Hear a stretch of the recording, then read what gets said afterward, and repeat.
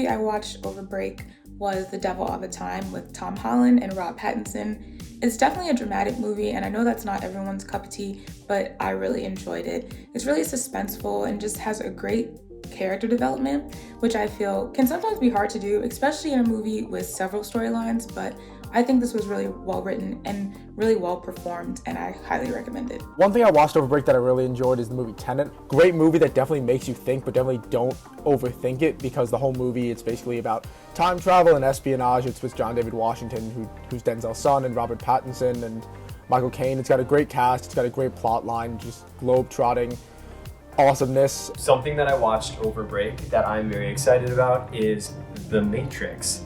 And The Matrix, the reason that I was really excited about it is because one of the directors, one of the Wachowski sisters, recently confirmed in August that they wrote The Matrix as, it was created as an allegory for being transgender and for gender. And so rewatching The Matrix with this in mind, I just have newfound appreciation for the movie. One thing I watched over break that I loved was The Holiday.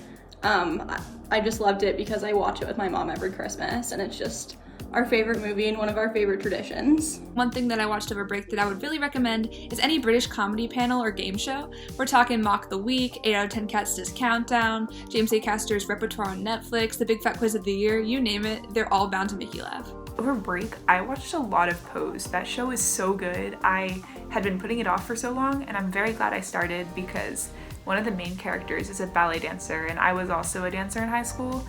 And so, he's just so good, and the character development is so good, and everything about that show. Mwah. One thing I watched over break was Gilmore Girls, and I was just rewatching it because it's very wholesome and cute and sweet, so it made me feel a lot better. This winter break, I rewatched Schitt's Creek for the third time.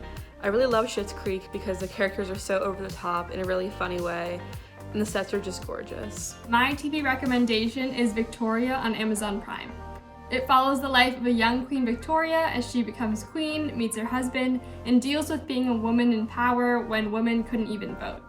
It's cute and historical and romantic, and it's perfect if you just finished Bridgerton or The Crown and you're looking for something similar. One thing I watched over winter break that I really enjoyed was the second season of this Hulu show, Pen 15. In addition to being cringy and very funny, it's also a surprisingly deep show about growing up, and it's a very moving portrayal of friendship and family, and it's just such a special and unique and specific show, so I highly recommend it. One thing that I've been watching a lot over break is Terrace House. It's a reality TV show on Netflix that I would highly recommend because it has none of the drama of usual reality TV shows, and it's super calming to watch in quarantine. Yes, cannot recommend Terrace House enough. I'm Stephen Council. I'm in Focus Editor this quarter. Over break, I really enjoyed Friday Night Lights. It is filled with Christianity, Texas, and high school football, but it is also a really perfect time capsule of the weird era of 2003 and 2004. Cannot recommend enough. And I'm James Pollard, Managing Editor this quarter. Over break, I watched Derry Girls, set in Derry, Ireland in the late 90s. It has a great 90s soundtrack as it follows a young group of teenagers attending Catholic school, navigating the Troubles, and it was really fun learning about that historical period and just the ridiculous drama that they find themselves in.